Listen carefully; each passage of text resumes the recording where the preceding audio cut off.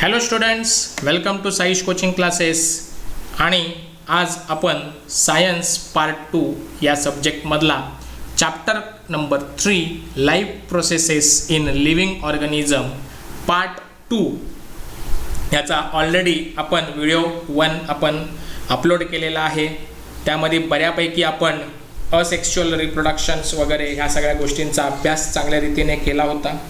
Reproduction म्हणजे काय हे देखील आपण पाहिलं होतं.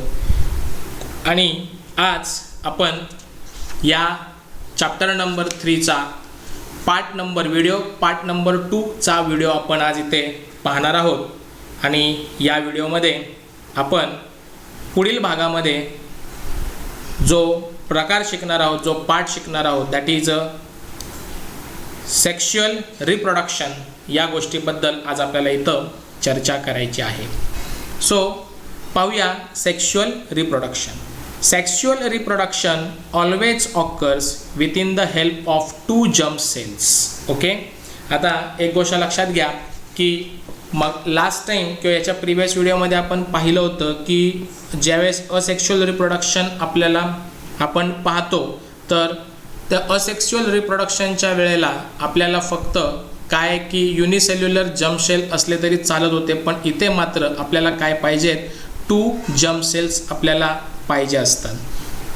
एक म्हणजे female gamete and second one is a male gamete are those 2 germ cell. मग हे 2 जर्म सेल कोणते आहेत, तर एक फिमेल गॅमेट पण आपल्याला पाहिजे असतं आणि मेल गॅमेट पण पाहिजे असतं. आणि याचं युनियन झाल्याच्या नंतर 2 main process occurs in the sexual reproduction. One is a gamete formation and second one is a fertilization. मग या 2 गॅमेट्सचं युनाइट्स झाल्याच्या नंतर आपल्याला नवीन रिप्रोडक्शन, एक नवीन न्यू आपल्याला जीन्स किंवा न्यू लिव्हिंग थिंग्स आपल्याला इथे मिळत असते. So just learn about the gamete formation. आता गॅमेट फॉर्मेशन काय आहे त्याचा इथे आपण आता विचार करूया. Gametes are form by the meiosis. Okay, meiosis मेथडने हे गॅमेट्स फॉर्म होतात. आणि in meiosis chromosomes numbers is reduce to half. बरोबर ना, आपण प्रिव्हियस व्हिडिओमध्ये पण आपण पाहिलं होतं की क्रोमोझोम्स हे 2n असतात, बरोबर, डिप्लॉइड असतात आणि डिप्लॉइडचे पुन्हा काय होतात, हॅप्लॉइड होतात and hence haploid gametes are form. Okay, आणि अशा पद्धतीने डिप्लॉइडपासून हॅप्लॉइड गॅमेट्स फॉर्म होतात. आणि हे जे गॅमेट्स आहेत, हे एक मेल आणि एक फिमेल गॅमेट्स, हे 2 महत्त्वाचे गॅमेट्स ह्या सेक्शुअल रिप्रोडक्शनसाठी आपल्याला महत्त्वाचे असतात. So next one is that a process that is a fertilization. So in fertilization what happens, see, a diploid zygote is formed. Okay, in diploid zygote is formed in this process by union of haploid male and female gametes. जे diploid पासून 2n पासून जो n आपल्याला एक gametes मिळालेला आहे, एक male gametes, दुसरा फिमेल गॅमेट्स, यांचं युनियन झाल्याच्या नंतर त्यांच्या प्रोसेसमधून काय होतो, एक डिप्लॉइड जायगॉट फॉर्म होतो. जायगॉट हा एक काय आहे की जायगॉट म्हणजे बिफोर द एम्ब्रॉई फॉर्म होण्याच्या अगोदरची प्रोसेस आहे. आणि जायगॉटच काय करतो, पुन्हा डिवाइड होतं आणि त्याच्यापासून काय तयार होतं, एम्ब्रॉई फॉर्म होतो. म्हणजे zygote divides by mitosis process and embryo is form. बघा कशा पद्धतीने ही प्रोसेस होते, लक्षात घ्या. Okay, so the embryo develops to form a new individuals. आणि ह्या एम्ब्रॉईमध्येच जो इंडिव्हिज्युअल्स आपल्याला मिळणार आहे, तो कुठे मिळणार आहे, तर एम्ब्रॉईमध्ये तो डेव्हलप होत असतो. आय होप की तुम्हाला हा प्रकार काय आहे हा समजला असेल की एक म्हणजे आपल्याकडे ह्या सेक्शुअल रिप्रोडक्शनसाठी 2 गॅमेट्सची गरज असते. एक कोणता, एक फिमेल गॅमेट्स आणि एक मेल गॅमेट्स लागतो. आणि हे फिमेल गॅमेट्स आणि मेल गॅमेट्स हे फॉर्मेशन कशापासून होतात, तर बाय मिओसिस प्रोसेसने फॉर्म होतात. आणि म्हणून हे डिप्लॉइड जम्प्सचे, ह्या डिप्लॉइड जम्प्समधून आपल्याला हे डिप्लॉइड असतात सुरुवातीला आणि मिओसिस प्रोसेसमध्ये डिप्लॉइडचे काय होतात, हॅप्लॉइड होतात. मग एक हाफ हॅप्लॉइड मेलचा आणि हाफ हॅप्लॉइड म्हणजे ह्याचा कोणाचा, फिमेलचा, या दोघांचं युनियन होतं आणि एक जायगॉट फॉर्म होतो. आणि जायगॉट फॉर्म झाल्याच्या नंतर त्याच्यापासून मायटॉसिस प्रोसेसने एम्ब्रॉई फॉर्म होतो आणि एम्ब्रॉईमध्ये न्यू इंडिव्हिज्युअल्स फॉर्म होण्यास मदत होते. Okay, I hope so you can understood what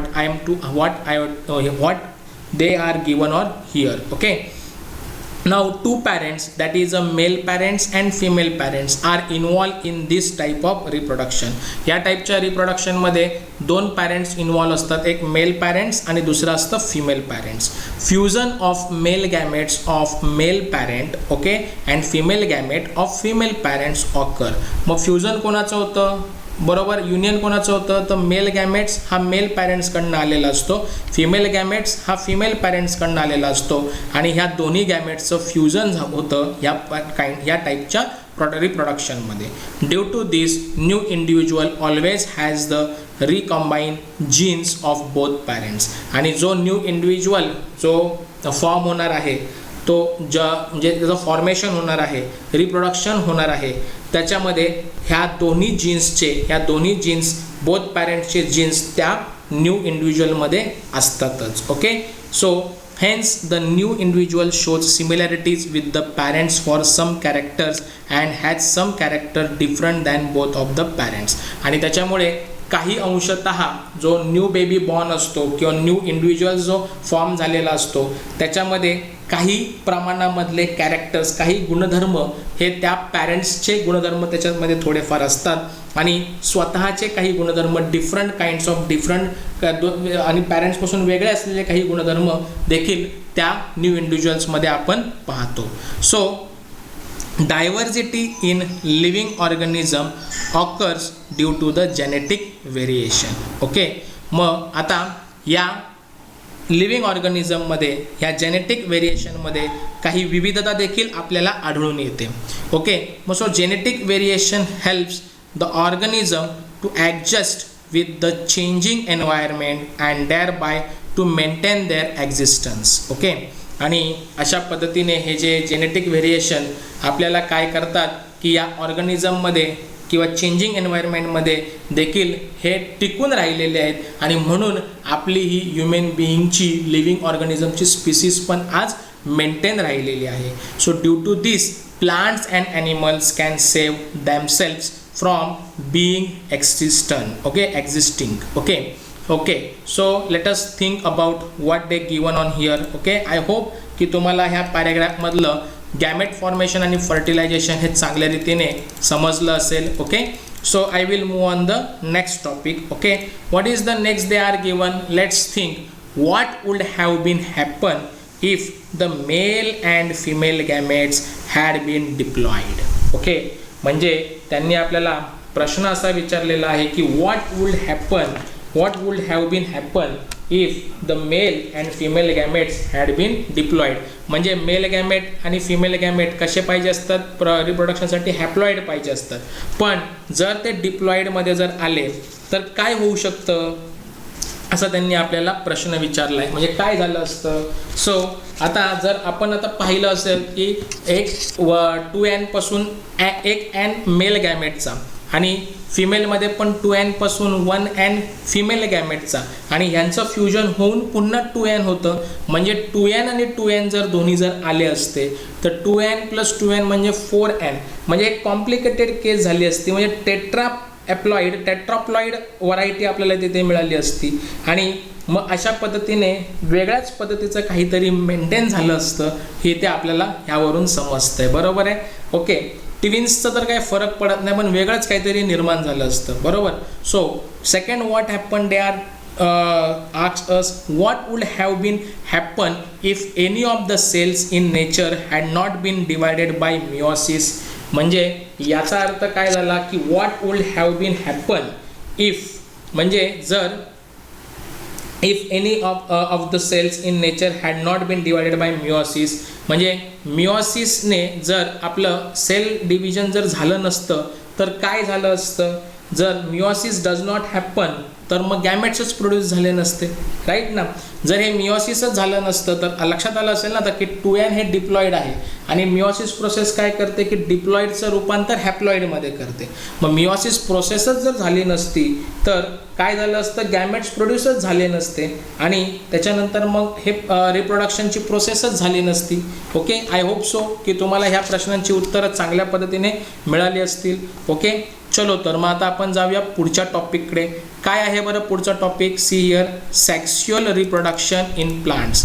मग आता हे जसं आपण असेक्शुअल रिप्रोडक्शन आपण पाहिलं होतं प्लांट्समध्ये, तसं सेक्शुअल रिप्रोडक्शन हे प्लांटमध्ये पण होत असतं. तर पाहूया प्लांटमध्ये कशा पद्धतीचं हे सेक्शुअल रिप्रोडक्शन इथे होत असतं. So this diagram is very very important to you.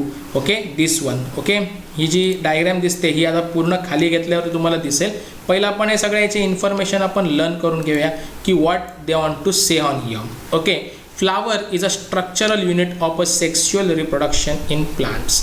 म्हणजे जर तुम्ही पाहायला गेलं तर या सेक्शुअल रिप्रोडक्शनमध्ये सगळ्यात महत्त्वाचं म्हणजे काय की वनस्पतीमध्ये फूल म्हणजे हे फ्लावर म्हणजे प्लांट्समध्ये फ्लावर हे काय आहे की महत्त्वाचं युनिट मानलं जातं. एक स्ट्रक्चरल युनिट आपण म्हणू शकतो की दॅट इज फ्लावर फॉर कशासाठी सेक्शुअल रिप्रोडक्शनसाठी इन प्लांटमध्ये.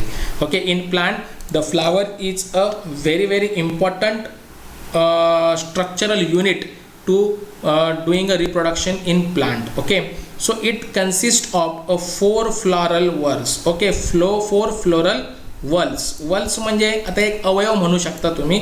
ओके, 4 प्रकारचे आपल्याला काय मिळतात तर इथे काय आहे की एक असे विविध प्रकारचे भाग आहेत की ते रिप्रोडक्शनसाठी मदत करतात. ते कोणते कोणते तर एक म्हणजे कायलॅक्स. ओके, त्याच्यानंतर कोरोला, नंतर अँड्रोसियम अँड त्याच्यानंतर गायनेझियम. ओके, आणि हे सगळे अरेंज कसे असतात, arrange in sequence from outside to inside. आणि यांचं काय असतं की बाहेरून आतपर्यंत त्याच्या व्यवस्थित अशी काय केली जाते की मांडणी केलेली असते आउटसाइडपासून इनसाइडपर्यंत. मग androecium and gynoecium are called essential whorls. आणि याला आपण अति आवश्यक असं आपण काय म्हणू शकतो, वल्स म्हणू शकतो, अँडोझियम अँड गायनोझियम. वाय? बिकॉज अँडोझियम आणि गायनोझियम हे अति महत्त्वाचे का, कारण ह्या दोघांमुळेच रिप्रोडक्शन प्रोसेस ऑक्कर्ड होणार असते. Because they perform the function of reproduction, whereas calyx and corolla are called a accessory whorls. आणि यांना आपण ॲक्सेसरी वल्स असं आपण म्हणू शकतो. म्हणजे हे काय करतात की त्यांना प्रोटेक्ट करायचं काम करत असतात. Because they are responsible for protection. बरोबर आहे, ते कशासाठी रिस्पॉन्सिबल असतात, फॉर प्रोटेक्शन ऑफ इनर वल्स म्हणजे आतमधले जे अवयव आहेत. कारण आता इथे आपण पाहिलं की आउटवर्डपासून इनवर्डपर्यंत हे फ्लोरल वल्स आपल्याला तयार होत असतात.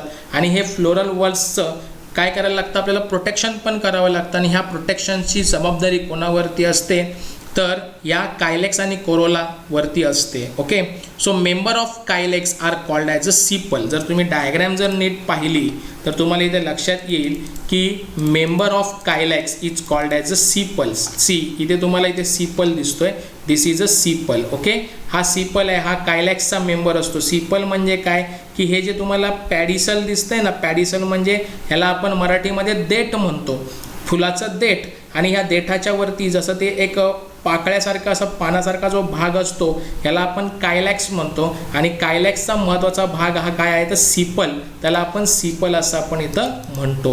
Okay, and they are green colour. बघा इथे सांगितले they are in a green colour. Member of corolla, हा कोरोला आहे. Okay, are called as a petals. आणि ह्याला पिटल्स म्हणजे ह्या पाकळ्या असतात ना, पाकळ्या, ह्या फुलाच्या ह्या पाकळ्या, ह्या असंख्य पाकळ्या असतात, त्याला आपण काय म्हणतो, कोरोला. तर त्या कोरोलाचा मेन मेंबर कोण आहे तर petals. And they are variously colour. आणि ते वेगवेगळ्या कलरचे देखील आपल्याला इथं दिसतात किंवा आपल्याला दिसून येतात. कारण फुलं ही वेगवेगळ्या रंगाची असतात म्हणून त्याला वेगवेगळे रंग आहे असं आपण म्हणू शकतो. ओके, आय होप सो की तुम्हाला ह्या सगळ्या गोष्टी समजल्या असतील. आता इथे तुम्हाला गायनोझियम दाखवलंय. अँड्रोझियम म्हणजे हा इकडचा पार्ट संपूर्ण. अँथर बघा दिसतोय. ह्या अँड्रोझियममध्ये काय येतात परत तर अँथर येतं, त्याच्यानंतर फिलामेंट येतं. म्हणजे अँड्रोझियम हा माझ्या मते तुमचा काय असणार आहे तर मेल फ्लावर कन्सिडर करतो. आणि गायनोझियम हा तुमचा फिमेल फ्लावर कन्सिडर करतो. अशा पद्धतीने हे असं असणार आहे. पुढे आपल्याला असेलच, पाहूया आपण कसं आहे ते. तर पाहूया आपण पुढचा पुढे काय आपल्याला दिलेलं आहे ते. So this is a various kinds of part आणि हा इथे जास्वंदाचं फूल इथे घेतलेलं आहे. मोस्ट प्रोबेबली कुठेही गेलं तर सेक्शुअल रिप्रोडक्शनसाठी जास्वंदीचं उदाहरण खूप ठिकाणी दिलं जातं आणि त्याला बॉटॅनिकल किंवा बायोलॉजिकल नाव त्याला हिबिस्कस म्हणून देण्यात आलेलं आहे. पहा बरं आता इथे काय सांगितलं आहे. A flower is called as bisexual if both whorls that is अँडोझम्स and gynoecium androecium and gynoecium are present in the same flower. म्हणजे अशी काही फुलं की ज्याच्यामध्ये काय असतं तर अँड्रोझियम आणि गायनोझियम हे दोन्ही अवेलेबल आहेत. अशा फुलांना आपण काय म्हणतो बायसेक्शुअल आपण असं आपण म्हणू शकतो. आय होप की तुम्हाला ते सगळ्या गोष्टी समजत असतील, कारण याच्यामध्ये काय आहे की अँडोझर्म आणि गायनोझर्म म्हणजे दोन्ही जे गॅमेट फॉर्मेशनसाठी पाहिजेत म्हणजे मेल गॅमेट आणि फिमेल गॅमेट हे दोघांमध्येही फॉर्म होतात.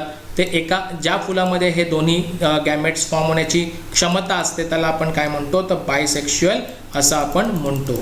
आणि त्याच्यासाठी एक्झाम्पल त्यांनी काय दिलेलं आहे आपल्याला हिबिस्कस हे एक्झाम्पल दिलेलं आहे. A flower is called as a unisexual if any one of the above mention 2 whorls is present in the flower. आता त्याच्यानंतर त्यांनी आपल्याला पुढे जाऊन काय सांगितलं आहे की बघा की असा फ्लावर की ज्याच्यामध्ये फक्त ह्या दोघांपैकी कोणतरी एकच प्रेझेंट असतो म्हणजे एक तर अँड्रोझियम नाही तर गायनोझियम दोघांपैकी कुठला तरी एकच प्रेझेंट असतो. अशा फ्लावरला आपण काय म्हणतो तर युनिसेक्शुअल असं आपण म्हणतो. मग लक्षात आलं असेल तुम्हाला बायसेक्शुअल फ्लावर कोणता आणि युनिसेक्शुअल फ्लावर कोणता. तर बायसेक्शुअल फ्लावर म्हणजे दोन्ही वल्स ज्या फ्लावरमध्ये प्रेझेंट असतात अँड्रोझियम आणि गायनोझियम हे दोन्ही वल्स ज्या फ्लावरमध्ये प्रेझेंट असतात त्याला आपण बायसेक्शुअल फ्लावर म्हणतो. एक्झाम्पल त्यांनी आपल्याला दिलेलं आहे हिबिस्कस. आणि ज्या फ्लावरमध्ये कोणता तरी एकच वल्स प्रेझेंट असतो एक तर अँड्रोझियम तरी असतो किंवा गायनोझियम आयदर अँड्रोझियम ऑर गायनोझियम दोघांपैकी कोणता तरी एकच वल्स प्रेझेंट असतो त्या फ्लावरला आपण युनिसेक्शुअल फ्लावर असं आपण म्हणतो. If only androecium is present it is male flower. बरोबर आहे. जो अँड्रोझियम ज्याच्यामध्ये प्रेझेंट असतो त्याला आपण काय म्हणतो मेल फ्लावर आणि ज्याच्यामध्ये गायनोझियम प्रेझेंट असतो त्याला आपण म्हणतो फिमेल फ्लावर. एक्झाम्पल इथे दिलेलं आहे पपया आणि मेल फ्लावरचं काय एक्झाम्पल दिले आपण पाहूया. तर इथे वरती मेल फ्लावरसाठी त्यांनी काय दिलेलं एक्झाम्पल तर पपया दिलेला आहे आणि फिमेलसाठी हा एक फ्लावर दिलेला आहे. अशा पद्धतीने इथे आपल्याला त्यांनी सांगितलं की जो वल म्हणजे अँड्रोझियम हा वल ज्या फ्लावरमध्ये प्रेझेंट आहे त्याला आपण काय म्हणतो मेल फ्लावर म्हणतो आणि गायनोझियम ज्यामध्ये प्रेझेंट आहे त्याला आपण फिमेल फ्लावर म्हणतो. आणि त्याच्यासाठी त्यांनी एक्झाम्पल आपल्याला पपया दिलेला आहे. आय होप की तुम्हाला या सगळ्या गोष्टी चांगल्या रीतीने समजल्या असतील. Now let us say what is the next one. Many flower have the stalk for support and called as a pedicel. Already आपण आता वरती पाहिलं होतं बरोबर. बघा इथे ओके हा इथे पाहिला होता. पाहिजे तर एक काम करतो मी की ह्याच्यासाठी तुम्हाला ना मी एक काम करतो की ही जी ना ही डायग्रॅमच तुमच्यासाठी मी काय करून घेतो कॉपी करून घेतो आणि जेणेकरून म्हणजे प्रत्येक वेळेला आपल्याला काय करावं लागेल की ते सारखी तुम्हाला लागणार आहे. त्याच्यामुळे आपण काय करूया की याच्यामध्ये मी तुम्हाला एक हे करतो ब्लँक एक स्लाईड घेतो आणि त्याच्यामध्ये तुम्हाला ती बनवून देतो. म्हणजे मी डायग्रॅमच तुम्हाला तुमच्यासाठी इथे प्रेझेंट करतो. ती सारखी डायग्रॅम आपल्याला लागणार आहे तुम्हाला एक्सप्लेन करण्यासाठी. सो दॅट्स वाय ती डायग्रॅमच मी इथे घेतो आणि तुम्हाला चांगल्या रीतीने समजावण्यासाठी ती डायग्रॅम आपल्याला लागणार आहे. म्हणून ती डायग्रॅम एका वेगळ्या स्लाईडवरती घेऊन तुम्हाला मी ते एक्सप्लेन करतो. जस्ट मला थोडासा वेळ द्या 1-2च मिनटं की आपण ती स्लाईडमध्ये इन्सर्ट करतो आहे जेणेकरून तुम्हाला ती चांगल्या पद्धतीने मला समजवायला मदत होईल. Okay so let it. Okay 2च मिनटं झालंच थोडक्यामध्येच राहिलेलं आहे. ओके म्हणजे जेणेकरून कसं आहे की तुम्हाला प्रॉब्लेम नाही राहणार की एक पार्ट मी तुम्हाला इथे एक्सप्लेन करेल आणि तिचं तिथे तुम्हाला तिथे त्याचं प्रॉब्लेम नाही राहणार. इज इट ना. सो अशा पद्धतीने आपण पाहूया आणि करण्याचा प्रयत्न करूया. Okay so let it be. Just a minute हां बरं दिसते. ओके फाईन चलो नो प्रॉब्लेम. आता म्हणजे काय होईल की आपल्याला तिथे सारखं तिथे तुम्हाला प्रॉब्लेम तुम्हाला पण डिस्टर्ब होणार नाही मलाही डिस्टर्ब होणार नाही. वर जा खाली जा इथे आपण वाचलं की लगेच तुम्हाला तिथे मी लगेच त्या डायग्रॅमवरती घेऊन आलो की की लगेच तुम्हाला ती गोष्ट लगेच तिथल्या तिथे लगेच समजवण्याचा मी प्रयत्न करणार आहे. राईट. आता काय सांगितलं बघा, many flower have the stalk for support. बरोबर आहे. कॉल्ड ॲज अ पेडिकल, म्हणजे त्या फुलाला काय त्याला आधार देण्यासाठी काय असतात तर प्रत्येक फुलाला पेडिकल असतात. म्हणजे मगाशीच तुम्हाला मी सांगितलं की आपल्याकडं काय असतात की देठ असतात. तर ते देठ कुठले असतात तर ते पहा बरं तुम्ही, इथे तुम्हाला दाखवलं आहे बघा, पेडिसियल. ओके, पेडिसियल म्हणजे हा देठाचा प्रकार आहे आणि देठाचा वरती हे सगळे अशा पद्धतीने ह्याला सपोर्टिंगसाठी, या फुलाला सपोर्टिंगसाठी अशा पद्धतीचं जे पेडिकल असतं, म्हणजे पेडिकल म्हणजे थोडक्यात तुम्ही देठ म्हणू शकता. राईट. सो पाहूया बरं पुढे काय दिलेलं आहे. And such flowers are called as a pedicellate. Okay, आणि अशा फ्लावरला आपण काय म्हणतो तर पेडिसिलेट असं आपण म्हणतो. ओके. आता wherever flower with a stalk is called as a sessile. Okay, आणि अशा फुलाला आपण सेसिल असं आपण म्हणतो. म्हणजे काय की ज्याला देठच नसतं अशा फुलाला आपण सेसिल असं आपण म्हणतो. Whereas flower without stalk, okay, stalk that is called as a sessile. आणि ज्याला स्टॉल्क असतो सपोर्टिंगला त्याला पेडिसियल असं आपण म्हणतो आणि त्याला पेडिसिलेट असं नावाने आपण ओळखतो. आणि ज्या फुलाला देठच नसतात, म्हणजे देठ नसतात, त्याला स्टॉल्क नसतात, त्याला आपण सिसिल असं आपण म्हणतो. Okay. So Androzium is a male whorl and its membrane are called as a stamens. Okay, जर पाहिलं तुम्ही तर इथे तुम्हाला लक्षात येईल की कशा पद्धतीने आहे.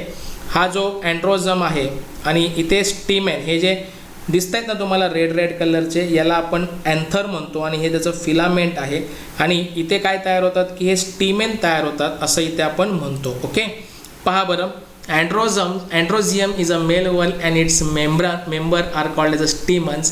Gynozium is a female whorl and its membrane is called as a carpels. आणि त्याला आपण काय म्हणतो, कार्पेल असं आपण म्हणतो. ओके, हा गायनोझियम आणि ह्या गायनोझियममध्ये हा पूर्ण पार्ट असतो, ह्याला आपण कार्पेल नावाने पण ओळखतो.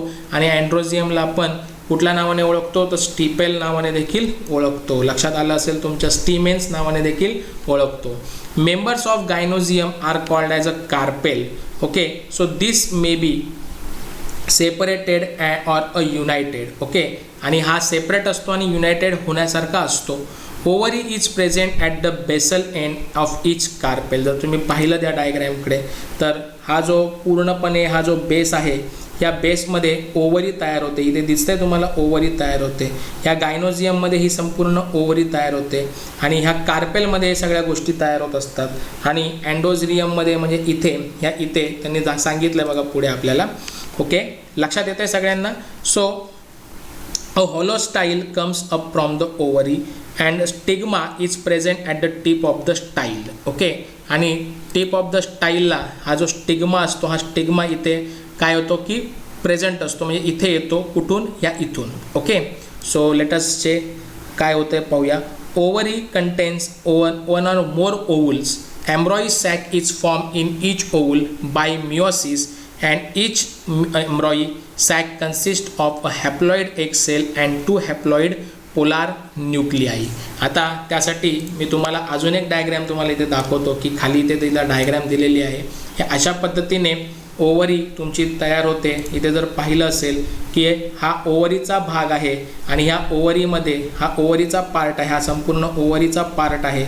आणि या ओवरीमध्ये हे जे असे दिसत आहेत याला आपण ओव्हल्स म्हणतो. आणि ह्या ओव्हल्समध्ये एम्ब्रॉई सॅक असतो आणि हा मोठा केल्यावरती हा एम्ब्रॉई सॅक असा दिसतो. आणि ह्या एम्ब्रॉई सॅकमध्ये काय असतो, हा एक सेल असतो आणि याच्यामध्ये ह्या एक सेलमध्ये 2 पोलार न्यूक्लियाई देखील प्रेझेंट असतात. अशी रचना त्या फिमेल गॅमेटची प्लांटच्या फ्लावरमध्ये असते. निसर्गतःच अशी असते, हे इथे तुम्ही लक्षात घ्यायला हरकत नाही आहे.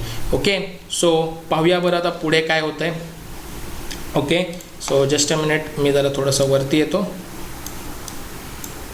ओके, आता जे स्टिग्मा आहे तिथे काय तयार होतं, पोलिन ग्रेन तयार होतं. तर पोलिन ग्रेन हा काय प्रकार आहे तर लक्षात घ्या की पोलिन ग्रेन हा काय प्रकार आहे. तर मी पुन्हा त्या फ्लावरवरती येतो.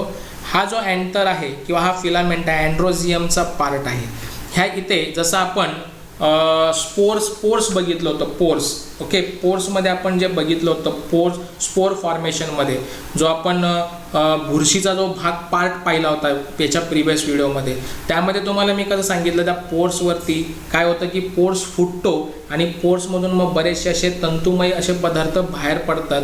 मग तसंच या इथे हा जो अँथर आहे, या अँथरमध्ये पॉलिन ग्रेन इथे तयार होतात आणि हे पॉलिन ग्रेन परिपक्व झाले की ते फुटतात आणि हे बरेचसे पॉलिन ग्रेन असतात आणि ते फुटून काय होतात की हवेमार्फत किंवा मधमाशीच्या मार्फत किंवा कीटकांच्या मार्फत इथून ते ह्या स्टिग्मावरती येऊन चिकटतात. हा स्टिग्मा एक चिवट पदार्थ असतो इथे आणि ते चिकटले जातात. पाहूया आपल्याला काय दिलंय पुढे आणि कशा पद्धतीने होत आहे पाहूया. ओके, आता पुढे काय सांगितलं बघा की pollen grains from anther are transferred to the stigma, this called as a pollination. आणि ज्या वेळेला हे पॉलिन ग्रेन ह्या इथे येतात, पॉलिन ग्रेन ज्यावेळेस स्टिग्मावरती येतात त्यावेळेला पॉलिनेशन प्रोसेस झाली असं आपण इथे म्हणतो. So pollination occurs with the help of abiotic agents. बरोबर आहे, नॉन लिव्हिंग ऑर्गॅनिझमला आपण अबायोटिक एजंट म्हणतो, म्हणजे हवा, पाणी अशा मार्फत ते तिथे काय होतात की पॉलिन ग्रेन्स तिथे जातात आणि पॉलिनेशन घडून येतं, किंवा बायोटिक एजंट्सच्या मार्फत देखील ते जातात आणि तिथे पॉलिनेशन घडून येतं. Stigma becomes a sticky during a pollination. Pollens germinate when they fall upon a such a sticky stigma that is a long pollen tube. Okay, आणि ज्या वेळेला बघा आता काय सांगितलं त्यांनी, ज्या वेळेला तो स्टिग्मा वरती ह्या पॉलिन ग्रेनचे हे अँथरमधून उडून ज्यावेळेस इथे येऊन पोचतात त्यावेळेला तो काय करतो तर भली मोठी अशी एक नळी तयार करतो, त्याला आपण पॉलिन ट्यूब म्हणतो. पहा इथे खालच्या डायग्राममध्ये त्यांनी इथे दिलेलं आहे, जस्ट मी वरती घेतो आणि ही पॉलिन ट्यूब जी तयार करतो की नाही ती पॉलिन ट्यूब, ती इथे त्याच्या ह्या जो ओव्हरी आहे त्या ओव्हरीपर्यंत तो काय करतो, ती पॉलिन ट्यूब तिथे तयार करतो. ओके, सो त्यामुळे होणार काय की ही long pollen tube and 2 male gametes are form. आणि लगेच त्याच्यामध्ये त्या पॉलिन ट्यूब तयार केल्या त्या पॉलिन ट्यूबच्या मार्फत तो मेल गॅमेट्स आतमध्ये काय करतो, ट्रान्सफर करण्याचं काम करतो. The pollen tube carries a male gametes. मग ही पॉलिन ट्यूब काय करते की ते मेल गॅमेट्स ओव्हरीपर्यंत आणण्याचं काम करते. जसं की इथे बघा, या ओव्हरीमध्ये ओव्हल्स आहेत आणि ओव्हल्समध्ये एम्ब्रॉई सॅक आहे आणि इथे तो मेल गॅमेट्स इथं यायचा प्रयत्न करतो. पहा इकडे. So pollen tube reaches to the embryo sac via स्टाईलच्या मार्फत, बघा लक्षात घ्या की स्टाईलच्या मार्फत तो काय करतो की ते इथपर्यंत यायचा प्रयत्न करतो, एक ट्यूब बनवतो इथपर्यंत आणि तिथे स्टाईल त्याला मदत करतो आणि स्टाईलच्या मार्फत तो काय करतो त्या एम्ब्रॉई सॅकमध्ये येऊन थांबतो. पुढे काय होतंय बघा, tip of the pollen tube burst. Okay, and 2 male gametes are release in the embryo sac. Okay, आणि 2 काय होतात की इथे आल्याच्या नंतर ते काय होतं की बस्ट होतात आणि 2 जे मेल गॅमेट्स आहेत ते रिलीज होतात एम्ब्रॉई सॅकमध्ये. 1 मेल गॅमेट युनाइट्स विथ एक सेल. एक मेल गॅमेट कोणाबरोबर युनियन करतो तर एक सेल बरोबर, आणि एक जो मेल गॅमेट उरला तो काय करतो त्या 2 न्यूक्लियाई, पोलार न्यूक्लियाई बरोबर काय करतो युनियन करतो. And with 2 polar nuclei and endosperm is form. आणि इथं अशा पद्धतीने एक एंडोस्पर्म फॉर्म होतं. As a 2 nuclei participate in this process it is called as a double fertilization. आता 2 न्यूक्लियाई याच्यामध्ये भाग घेत असल्या कारणामुळे याला आपण काय म्हणतो, डबल फर्टिलायझेशन असं आपण इथे म्हणतो. ओके, आय होप सो की तुम्हाला हा टॉपिक चांगल्या रीतीने समजला असेल. ओके, आता इथे पहा की हे पॉलिनेशन कसं होतं. Do you know when pollination involves only 1 flower और 2 flower borne on a same plant it is called as a self pollination. म्हणजे त्यांना इथे आपल्याला काय सांगायचं आहे की पॉलिनेशनमध्ये जर एकाच फ्लावरमध्ये जर पॉलिनेशन होत असेल किंवा 2 फ्लावर्स असतील आणि ते एकाच प्लांटचे असतील तर त्याला आपण सेल्फ पॉलिनेशन म्हणतो. जर प्लांट वेगवेगळे असतील तर त्याला आपण क्रॉस पॉलिनेशन असं आपण म्हणतो. आय होप की तुम्हाला ह्या सगळ्या गोष्टी चांगल्या रीतीने समजल्या असतील. ओके, सो आता इथे त्यांनी एक एक्झाम्पल दिलं आहे, try this seed germination. Okay, तर आता काय सांगितलं आहे, take a suitable glass vessel like a conical flask और बीकर. काचेचे काहीतरी असा ग्लास घ्या किंवा काय, त्यामध्ये काय करा की गार्डनमधून आणून एक माती टाका, त्याच्यामध्ये काय करा की बिया टाका, पल्सेस टाका आणि such way that you can observe that. Then through the glass water it every day. दररोज तुम्ही वॉटर टाका and record the changes.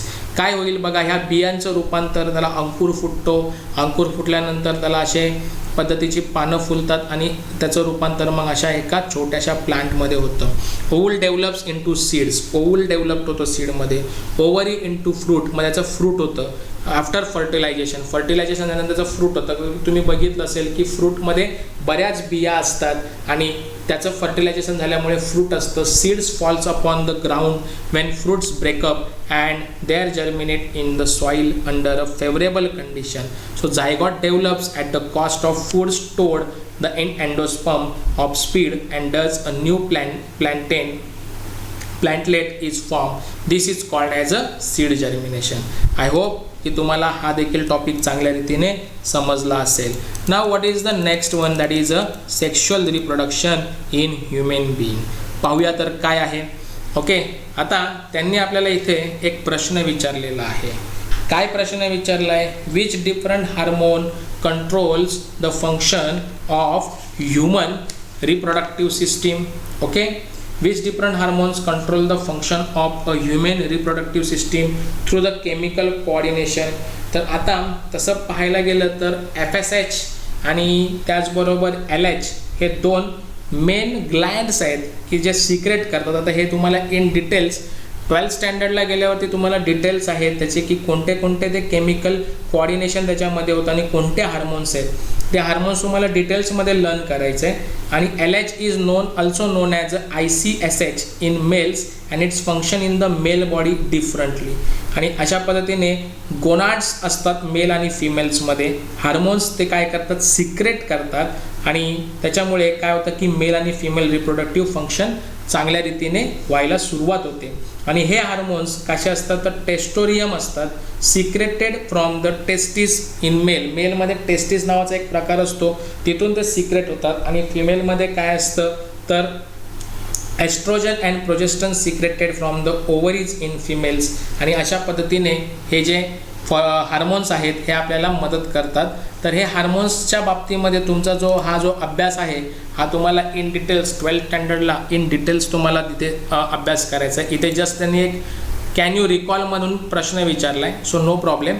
So which hormones are responsible for changes in human body occurring during the onset of sexual maturity. Okay, मग कोणते hormones असतात तर आपल्याला माहिती आहे की testosterone in male body and oestrogen in female body हे दोन हार्मोन्स आपल्या सेक्शुअल मॅच्युरिटीसाठी अवलंबून असतात. अँड इथे थर्ड क्वेश्चन त्यांनी विचारला आहे, Y was the government of India enacted the law of fixed to the minimum age of marriage as 18 in girls and 21 in boys. आता तसं पाहायला गेलं तर आपल्या इंडियन गव्हर्नमेंटने, भारत सरकारने लग्नाचं वय, मुलीचं वय 18 वर्ष आणि मुलाचं वय 21 वर्ष का बरं ठरवलं असेल. एक तर पॉप्युलेशन तर हा प्रश्न आहेच आहे, पण 18 वर्षापर्यंत जे आपले सेक्शुअल हार्मोन्स असतात किंवा रिप्रोडक्टिव्ह हार्मोन्स असतात हे मॅच्युअर झालेले नसतात आणि ते फिमेलमध्ये ॲट द एज ऑफ 18ला मॅच्युअर्ड होतात आणि in boys they are matured in at the age of the 21. आणि म्हणून गव्हर्नमेंट ऑफ इंडियाने मॅरेजचं एज ते ठेवलेलं आहे. ओके, सो अशा पद्धतीने आपण ह्या प्रश्नांची उत्तरं पाहिली. Now let's learn about the sexual reproduction in human being. Now see, we have studied in the chapter of heredity and variation that man have XY sex chromosomes. बरोबर आहे. आपण हेरिडिटी अँड व्हेरिएशन्स लास्ट इयरमध्ये पण पाहिलं होतं आपण प्लांट्सच्या बाबतीमध्ये. तर काय असतं की मॅन म्हणजे आपल्याकडे मेन हॅव म्हणजे इन मेनमध्ये एक्स अँड वाय हे सेक्स क्रोमोझोम असतात. Okay, and in women have double XX sex chromosome. So reproductive system with a specific organs develop in the body of men and women due to this sex chromosome only. आणि म्हणून this is a reproductive system काय असते की with a specific organs develop in the body. आणि म्हणून ती बॉडीमध्ये develop होत असताना ह्या स्पेसिफिक हॉर्मोननुसार तो होणारा जो न्यू बेबी बॉर्न होणार आहे तो मेन आहे का वुमेन आहे ते ह्या सेक्स हॉर्मोनवरतीच क्रोमोझोमवरतीच डिपेंडिंग असतं. X chromosome is present in men and women whereas Y chromosome is present in men only. X हे क्रोमोझोम फक्त काय असतात मेन आणि वुमेनमध्ये पण असतात, but only Y chromosome is present in men only, not in women. Okay, now we shall study the structure and function of the human reproductive system. आता आपल्याला काय करायचं आहे तर या रिप्रोडक्टिव्ह सिस्टीमबद्दल आपल्याला इथे अभ्यास करायचा आहे की आपलं हे फंक्शन कशा पद्धतीने चालतं, ही रिप्रोडक्टिव्ह सिस्टीम कशा पद्धतीने चालते याचा इथे आपल्याला अभ्यास करायचा आहे. So this is a human mail reproductive system. इथे ही डायग्रॅम फार महत्त्वाची आहे. ही डायग्रॅम तुम्हाला पेपरला विचारली जाऊ शकते. ओके, सो हा आपला काय झाला तर ह्युमन मेल रिप्रोडक्टिव्ह सिस्टीमचं इथं डायग्रॅम दिलं आणि त्याचं एक्सप्लेनेशन आपल्याला इथे दिलेलं आहे. ओके, सो या अशा पद्धतीने मेल रिप्रोडक्टिव्ह सिस्टीम असते. सो इथे युनरी ब्लॅडर आहे, त्यानंतर ह्या सेमिनल वेसिकल आहेत, इजॅक्युलेटरी डक्ट आहे, काउपर्स ग्लँड असतात, हे प्रोटेस्टेड ग्लँड, वॅज डिफरन्स आहे, युरेनोजेनिटियल डक्ट आहे. This is a main important things. Okay, then this is a scrotum, penis, testes and epididymis हे सगळे महत्त्वाचे पार्ट आहेत आणि ही डायग्रॅम पेपरला येऊ शकते. सो ह्याची प्रॅक्टिस करायची आहे. ओके, आणि हिबिस्कसची जी आपण डायग्रॅम पाहिली होती, ओके, जी मगाशी तुम्हाला दाखवली होती इन प्लांटच्या बाबतीमध्ये, this diagram is also very important. So ह्याची देखील तुम्हाला प्रॅक्टिस करायची आहे. So let us learn about this women male reproductive system. Male reproductive system of a humans consist of a testis. आता या रिप्रोडक्टिव्ह सिस्टीममध्ये काय आहे तर काय काय कन्सिस्ट असतात तर टेस्टिस, जे की इथे आपण पाहिलं, हे टेस्टिस स्क्रोटममध्ये असतात. बरोबर आहे, स्क्रोटम आहे. ओके, आणि या स्क्रोटममध्ये हे टेस्टिस असतात. Various ducts, okay, these are the ejaculatory ducts, this is a duct, seminal vesicles. Okay, हे डक्ट्स इथे अवेलेबल असतात and various kinds of glands या रिप्रोडक्टिव्ह सिस्टीममध्ये आपल्याला पाहायला मिळतात. Testis are present in the scrotum. स्क्रोटममध्ये हे टेस्टिस आतमध्ये, याच्या आतमध्ये असतात. राईट, हा स्क्रोटम आहे आणि स्क्रोटमला कव्हरअप केलं आहे एपिडिमियसनी आणि या स्क्रोटमच्या आतमध्ये हे टेस्टिस असतात. Okay, and in the scrotum outside the abdominal cavity, म्हणजे जस्ट आपलं जे पोट आहे त्या पोटाच्या जराशी थोडंसं खाली असं म्हटलं तरी चालेल, म्हणजे पोटाच्या भागापारची ते आपल्याला पाहायला मिळतात. Okay, so testis content numerous seminiferous tubeless. Okay, आणि वेगवेगळ्या काइंडचे हे असे सेमिनिफेरस ट्यूबलेस आपल्याला इथे पाहायला मिळतात. Germinal epithelium present in the tubeless, आणि हे जर्मिनल इपिथिलियम प्रेझेंट असतात या ट्यूबलेसमध्ये आणि ही ट्यूब एवढी लॉंग असते, इथं पाहताय तुम्ही. Okay, divided by the meiosis to produce a sperms, आणि ह्याच्या आतमध्ये हे जे इपिथिलियम प्रेझेंट असतात आणि हे ट्यूबलेस असतात याच्या आतमध्ये टेस्टिसमध्ये, आणि इथे काय तयार होतं तर स्पर्म्स तयार होतं जे मिओसिसच्या प्रोसेसपासून प्रोड्यूस होतं. Though sperms are sent forward through the various tubules, आणि मग हे स्पर्म तयार झाल्याच्या नंतर ते एपिडिमिसमध्ये येतं आणि एपिडिमियसमधून आल्याच्या नंतर ह्या व्हेरियस प्रोसेसमधून काय करत असतं ते पुढे फॉरवर्ड केलं जातं व्हेरियस ट्यूबलेसमधून. Sequence of this tubules is, कशा पद्धतीने ते त्याचा सिक्वेन्स असतो बघा. ॲज रेटेड टेस्टिसमध्ये असतं, त्यानंतर ते कशामध्ये येतं तर वॅज डेफरन्समध्ये येतं. हा वॅज डेफरन्स ही एक काय आहे की एपिडर्मियालाच जॉईंट असलेली ही ट्यूब आहे. त्यानंतर तो कुठे येतो वॅज रेफरन्समध्ये. वॅज रेफरन्स झाल्याच्या नंतर कुठे येतो इपिडिमिस, वॅज डिफरन्स. ओके, म्हणजे इथे काय होतं की इथे टेस्टिस असतं, टेस्टिस नंतर वॅज इफरन्स आहे, रिफरन्समधून तो इपिडिमियसमध्ये येतो, इपिडिमियसमधून तो वॅज डेफरन्समध्ये येतो आणि त्याच्यानंतर तो इथून मूव्ह करत इथे इजॅक्युलेटरी डक्टमध्ये येतो आणि त्याच्यानंतर ही जी युरिनोजेनिटियल डक्ट आहे या युरिनोजेनिटिकल डक्टमधून त्याचा प्रवास चालू होतो आणि तिथून प्रवास चालू झाल्यानंतर इथून आल्याच्या नंतर इथून तो बाहेर पडतो. I hope so you can understood this. As the sperms are push forward from one duct to the next, आणि अशा पद्धतीने तो स्पर्म एकामधून एक असं जात असताना प्रत्येक ह्याच्यामध्ये प्रत्येक पार्टमध्ये त्याला पुढे पुढे ढकलायचं काम करत असतो. They become mature and able to fertilize the ovum. आणि ते त्याच वेळेला बाहेर येतात की ज्यावेळेस ते मॅच्युअर होतात आणि फर्टिलाइज टू द ओवम, आणि ओवममध्ये जाऊन ते फर्टिलाइजसाठी रेडी असतात. Is it clear? I hope so की तुम्हाला हा पार्ट संपूर्णपणे चांगल्या रीतीने समजला असेल. Now what is the next? See here, seminal vesicle. Okay, secrete their secretion in ejaculatory duct, whereas a prostate glands and Cowper glands secrete their secretions in urinogenital duct. Semen is form of sperm and secretions of all these glands. Semen is ejaculated out through the penis. All the organs of male reproductive system are paired except the urinogenital duct, protest gland, penis, scrotum.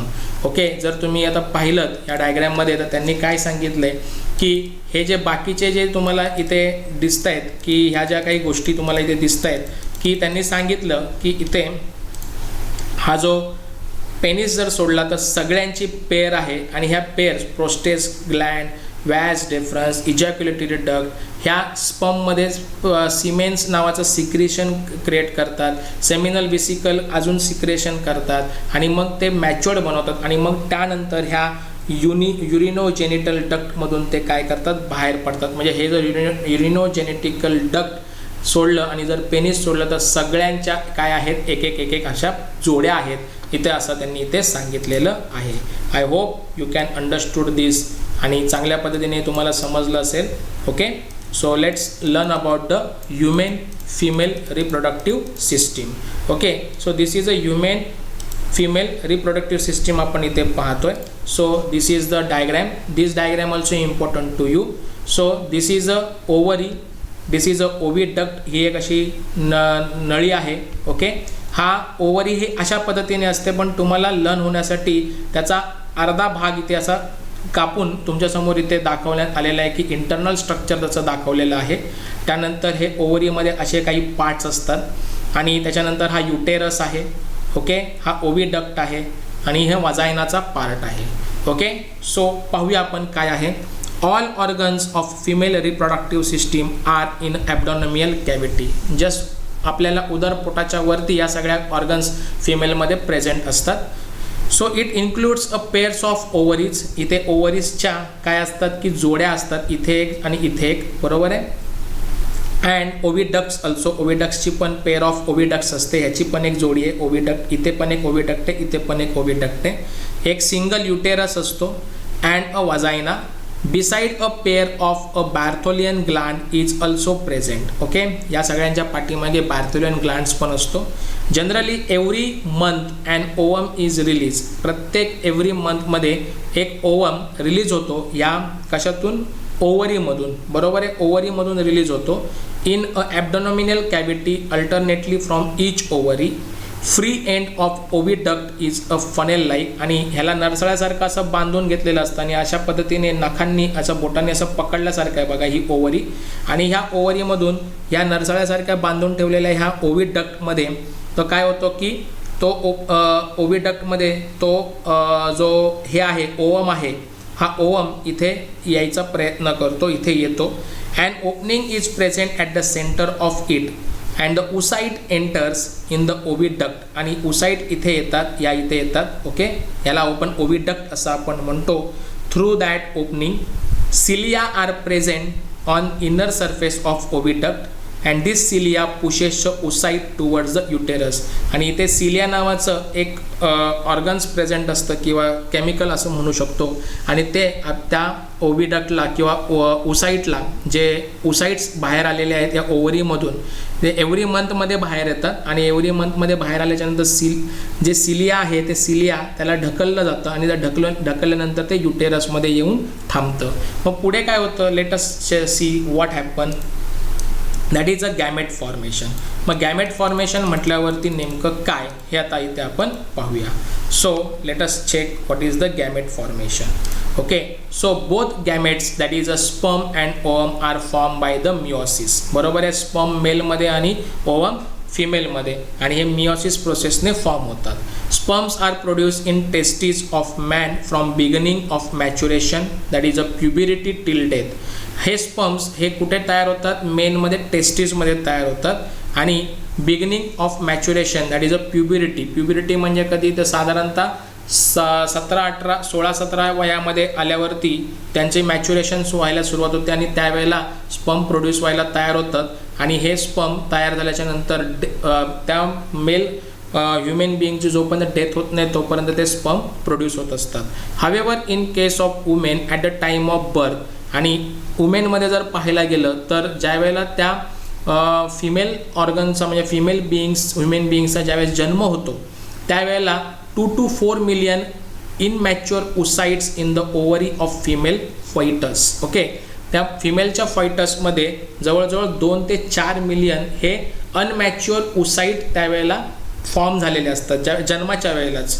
And oocyte mature and is release from a ovary every month from the beginning of the maturity up to the age of menopause. Okay, आणि ज्यावेळेला ते त्यांची growth होते आणि ज्यावेळेला ते mature होतात त्यावेळेला ईच अँड एव्हरी मंथमध्ये ते एक एक करून रिलीज होत असतात. ज्यावेळेला ते मॅच्युअर्ड होतात आणि at the age of the menopause, ज्यावेळेस त्यांचं एज होतं, मेनोपॉजच्या एजमध्ये ज्यावेळेस फिमेल बिईंग येतं त्यावेळेला ते मॅच्युअर्ड होतात आणि ते राहतात approximately 45 years of the age आणि त्यांचं ते 45 इयर्स ऑफ एजपर्यंत ते मेनोपॉज होत असतं. So menopause is the stoppage of functioning of female reproductive system. आणि मेनोपॉजच हे एक असं एक कारण आहे की ते रिप्रोडक्टिव्ह सिस्टीमला थांबवू शकतं. At the age of about 45 to 50 years secretion of hormones controlling the function of female reproductive systems and either stops of become irregular, this cause of the menopause. आणि ह्या मेनोपॉज एक ठराविक एज नंतर काय होतं की सिक्रेशन जे hormones होतात ते कंट्रोलिंग करतं त्या फंक्शनला आणि ते रिप्रोडक्टिव्ह सिस्टीमला, आणि त्याच्यानंतर ते ओसाइट्स जे आहे ते काय करतं की स्टॉप करतं ईच अँड एव्हरी मंथमध्ये बाहेर येण्यासाठी मेनोपॉजच्या प्रोसेसला, आणि त्या प्रोसेसला आपण काय म्हणतो? मेनोपॉज म्हणतो. आणि ते स्टॉप करण्याच्या ह्या प्रोसेसला देखील आपण मेनोपॉज असं आपण इथं म्हणतो.